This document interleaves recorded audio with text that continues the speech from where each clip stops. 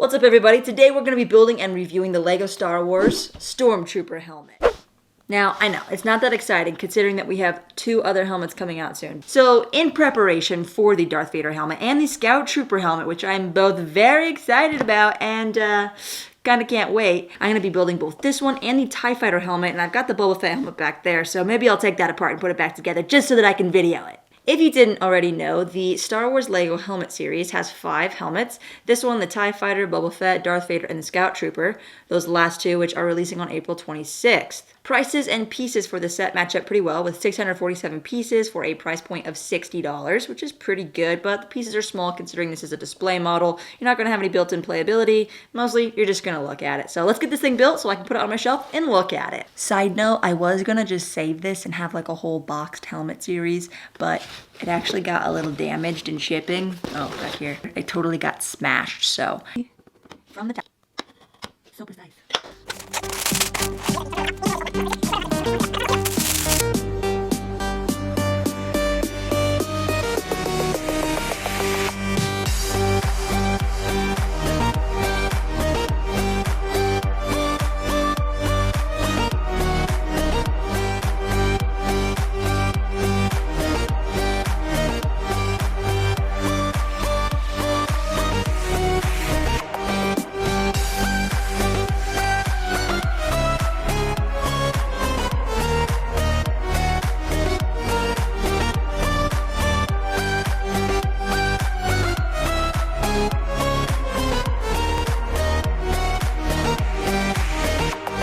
Well guys, it took a lot less time than I anticipated. I got this done in about an hour and 10 minutes. Could also be attributed to the fact that I was like speed building. Maybe an hour, but I was watching YouTube at the time. M&R Production was actually live streaming. He was building the Scout Trooper helmet, so I got this put together faster than he did the Scout Trooper helmet. So this one being 647 pieces.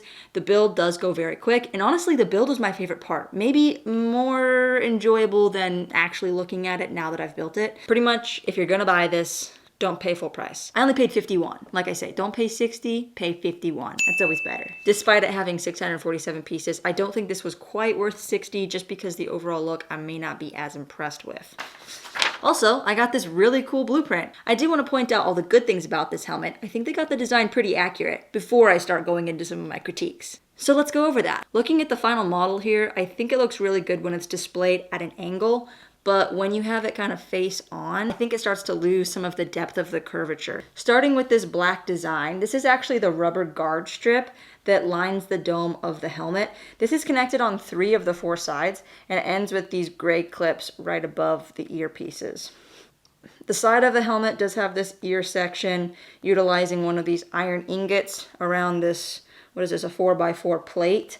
But basically what this is an auditory sensor in the helmet. All of these pieces are a lot more detailed than what we thought when we just look at the Stormtrooper helmet. Yeah, sure, it protects their head against some blaster fire, and I guess their voice is modulated, but there's quite a bit of detail in the actual Stormtrooper helmet. Onto the side of the helmet, the vent stickers are actually printed in black, but I've definitely seen stock photos where those stripes are blue. On the older Stormtrooper minifigures, those vents actually used to be blue, and these gray side clips used to be light blue.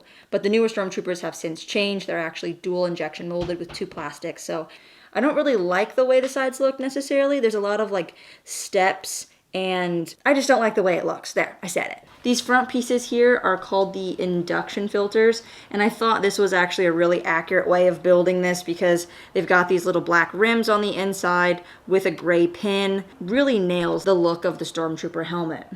As for the chin, there should be vertical lines running up and down here, but instead it's these 1x2 black vent pieces, and they're just attached by a jumper plate. I do appreciate the curved piece helping to align that. This white piece I think is the best part, but this is supposed to be a vocoder. It's a direct speaker. I always thought this was just a chin piece, but this is actually where their voice gets modulated from. Finally, to the face. I think this is the place for the most potential improvement. There's a sticker specifically placed to make this mouthpiece look a little bit funny, and I was not cued into this to know to put this sticker as close to the edge as possible so that you don't get a big white space here like I have. Also, just the fact that these 2 pieces are printed and then these 2 pieces are not makes it a little bit until you put it together, you don't realize what you're doing kind of thing. So they did put these wing plates here. These 1x2 wing plates are really a nice addition because it angles off the mouthpiece really well. But I don't like this 1x2 smooth piece with the sticker. I just think that it kind of gives him a really bad frowny face, and, well, it's already on top of 2 angled plates that kind of give it a beak look. So yeah, the mouth, I would say, probably is the weakest part of this whole model.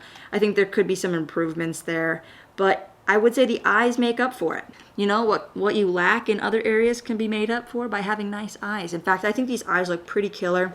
I'm really glad that they got this really close to the rubber strip that runs on top. There's a little bit of white that's showing through there. But, you know, all in all, I think the eyes really help the whole face come alive. Also, just looking at the final result, you can see some of the shadowing from the connection points, and kind of just being able to see through to the connection pieces is just something that you're going to have when you're building with white. But I do like the top, how they achieve this very Minecraft-like block structure to be able to accomplish this very nicely rounded stud dome.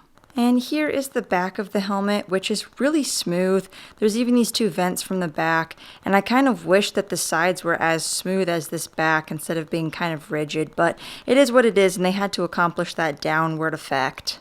One more accurate detail here are these side vents. These are actually for heat so that the stormtroopers don't get sweaty eyes, because, you know, you got to keep those eyes looking good, you know? Lastly is the stand. It's super well connected. It's very sturdy, nice sharp corners, and it has a wonderful nameplate there right at the bottom. Looking at the bottom of the model, not that you would ever really have to look at it, but just for the sake of this video so you can see what it looks like, there's kind of this big gaping hole here in the back, which isn't a big deal because it's the bottom and it's the back. And there's also this 1x2 here that I totally thought was missing when I was actually building this.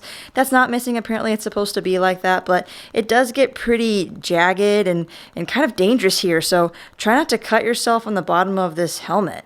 As for extra pieces, this is about what you should expect to have left over. If you have anything that is more than a 1x1, say like you have a 1x2, you're probably missing a piece, so make sure you go back and check that so you're not missing any pieces in your final result. Lego Builder Tips. So there you have it. Be sure to stay tuned for my next video. Smash that like button, subscribe if you haven't already, and until next time, go build some Lego.